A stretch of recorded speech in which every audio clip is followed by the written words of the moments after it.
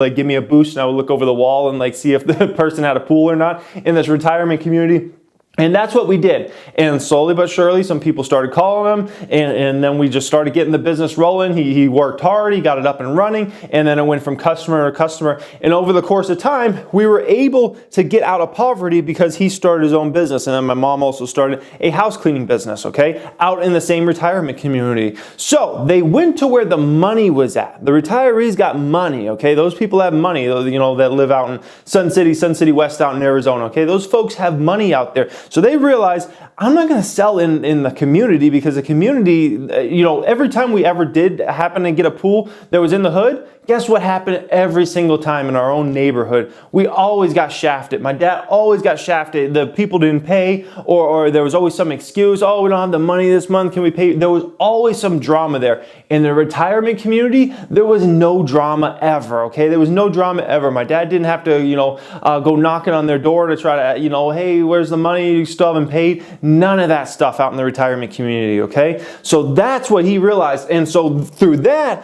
we were able to get out of poverty as a family and make it to the middle class, okay? And so then the back half of my childhood, I guess you could say, you know, age 12 to, you know, 20 or 21 when I moved out, I got to live a middle class lifestyle, which is a much different thing. And I think if it wasn't for that, I don't think I would be where I'm at today, okay? I've just taken things to the next level, okay? When your parents can take you to a level. So think about that. For a lot of my older viewers watching us right now, that maybe you guys are in poverty right now, okay? Think about it this way. If you can just get your family to a middle class, wait to see what that can do for your kids down the road, okay?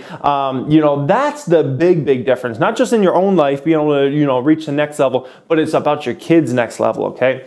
So those are two routes you have to go. Now we got to talk about three ways to, three things to avoid if you were in poverty, okay? That's going to be very important, because just as important as this stuff is these three things that you have to avoid. Because if you get caught up into these three things here, you know, it's just going to be damaging. And I'm not talking, you know, we could talk about easy stuff like drugs or anything like that. Like obviously that stuff you don't want to get involved with.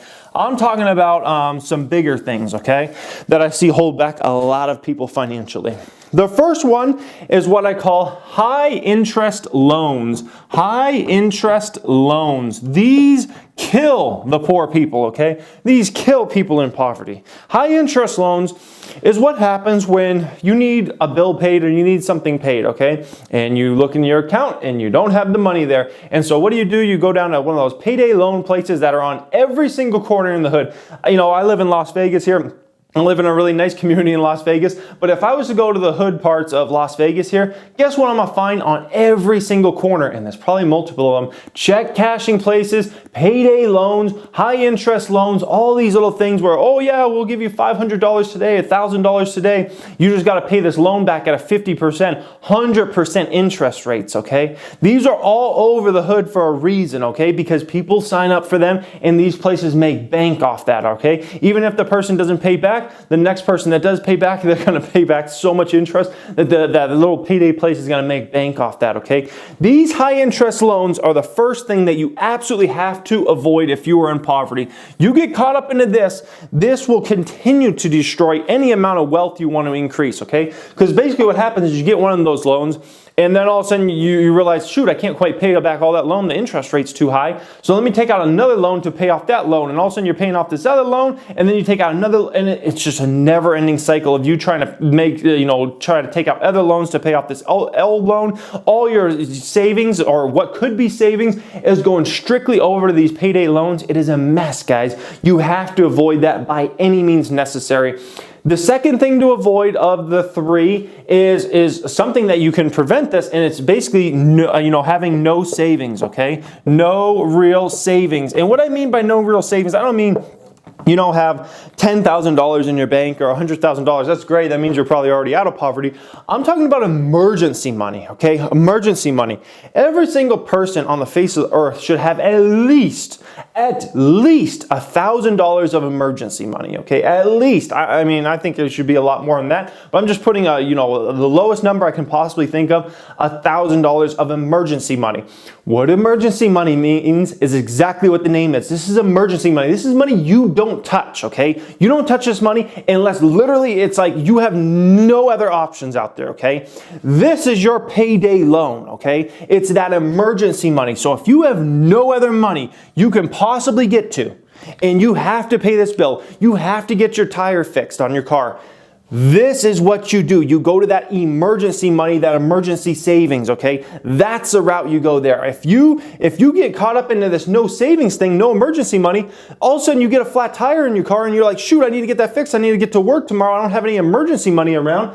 Guess what you do? You go take out one of those high interest loans and it just starts the ball rolling the wrong way, guys. And the third thing to avoid is government dependency. This is something big time. People get on these government programs, food stamps, welfare, and some of the other programs, okay?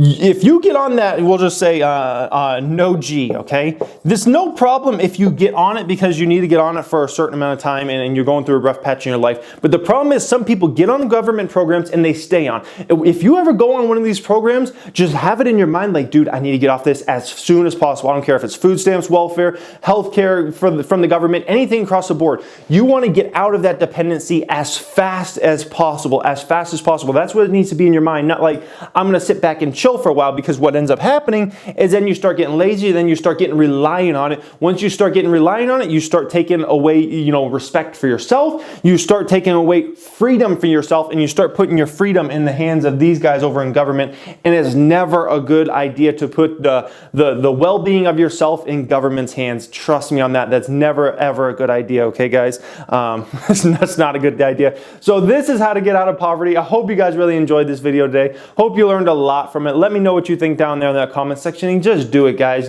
Stick to these things I taught you today, and trust me, you can do it. It's going to take a little bit of time, but man, once you get out, it's like a whole different world out there.